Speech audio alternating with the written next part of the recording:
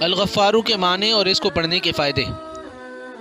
جو کوئی یا غفارو ہمیشہ پڑھتا رہے، اس کی عادت بنا لے، تو اللہ تبارک و تعالیٰ اس کے تمام گناہوں کو بخش دیتا ہے اور اس کے نفس کی بری خواہشات بھی دور ہو جاتی ہیں۔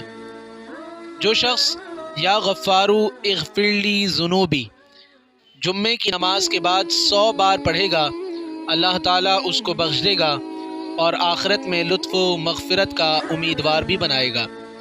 کیا جملہ ہے؟ یا غفارو اغفر لی ذنوبی۔ جو شخص نماز عصر کے بعد روزانہ یا غفارو اغفر لی پڑھے گا، اللہ تعالیٰ اس کو انشاءاللہ بخشے ہوئے لوگوں کے زمرے میں داخل فرمائے گا۔ جو یا غفارو جمعے کے بعد 100 بار پڑھے گا تو مغفرت کے آثار پیدا ہوں گے، تنگی دفع ہوگی اور بے گمان اللہ تبارک و تعالیٰ اس کو رزق عطا فرمائے گا۔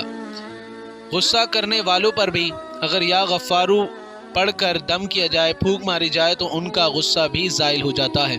تو یہ 5 فائدے ہیں، امید ہے کہ آپ تمام اسے ضرور اپنائیں گے۔